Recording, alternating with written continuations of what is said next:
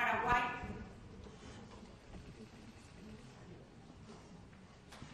seguirá siendo respetuoso del derecho internacional y continuará con su política exterior basada en principios. Acompañaremos este proceso tanto desde la OEA como desde otros foros, a fin de que Venezuela reencauce su sendero constitucional y en la brevedad posible puedan desarrollarse elecciones presidenciales libres de acuerdo a los estándares internacionales existentes. Hago votos personales que la lluvia, símbolo de bonanza, traiga nuevos días al pueblo venezolano. Muchas gracias. Gracias a la señora embajadora de Paraguay. Disculpe. Tiene la palabra el señor Pompeo, secretario de Estado de los Estados Unidos.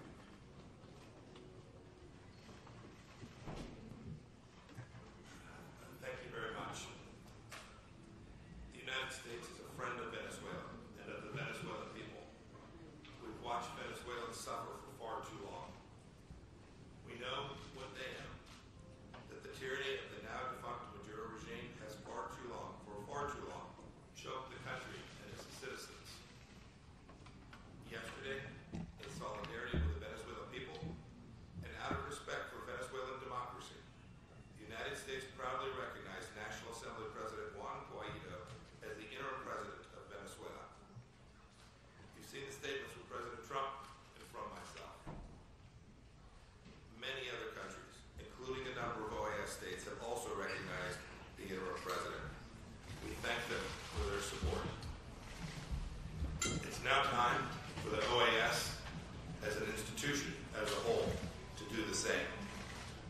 All OAS member states must align themselves with democracy and respect for the rule of law.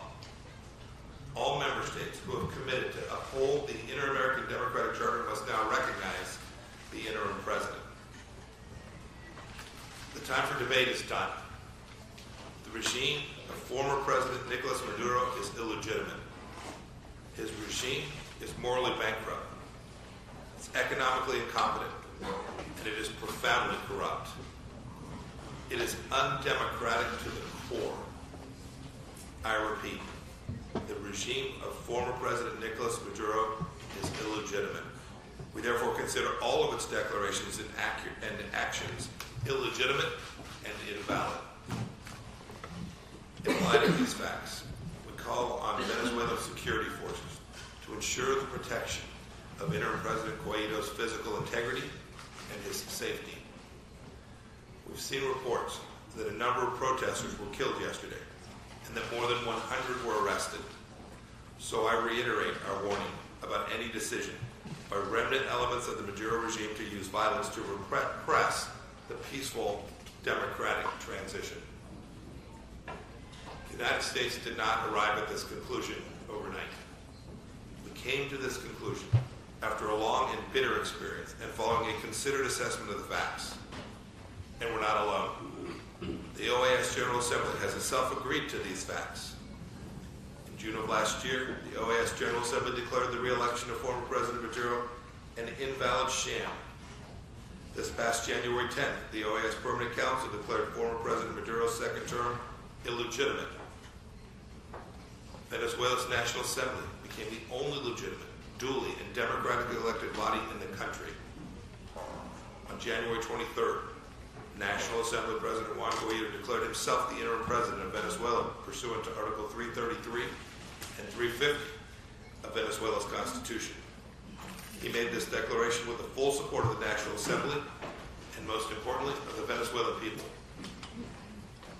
In his public address, interim President Guaido also outlined the steps he plans to take to restore democracy to his country, including free, fair, transparent, and truly democratic elections. The United States stands solidly behind him.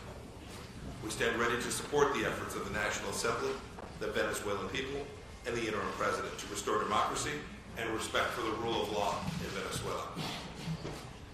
We also stand ready to provide humanitarian assistance to the people of Venezuela as soon as logistically possible.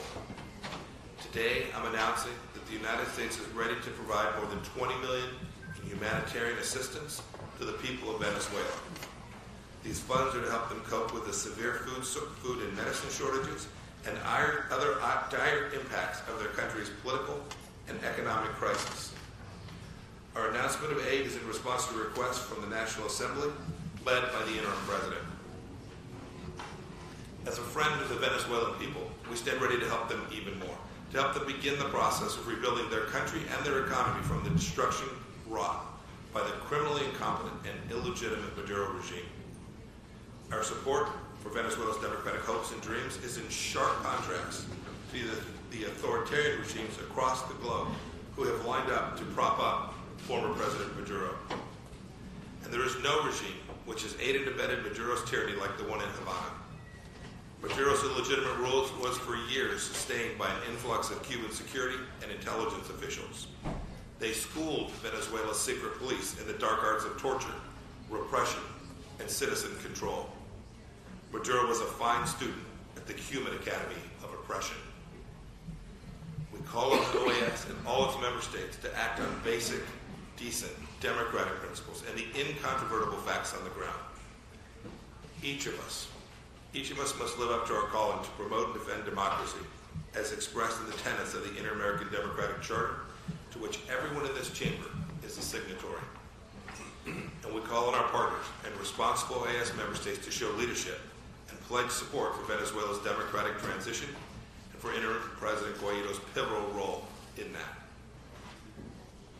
We look forward to welcoming Venezuela back into the fold of responsible democratic nations and remaining in our inter-American community. We look forward to welcoming representation of the interim Venezuelan government to the OAS at the earliest possible opportunity. And we look forward to working with all responsible OAS member states, with the Venezuelan people, our inter-American system, and with the interim government of President Guaido to restore democracy in Venezuela. We each have a critical opportunity to help the Venezuelan people live free once again. I ask my colleagues to reconvene a meeting of foreign ministers to continue our conversation on the peaceful, democratic transition for Venezuela. History will remember whether we help them or not. The United States calls on all nations of the OAS to make the right choice, and make that right choice right now.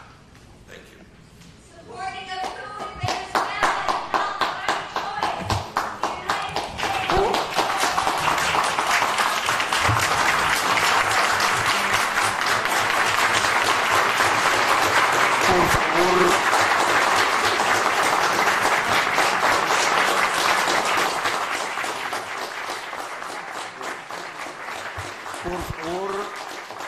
Por favor,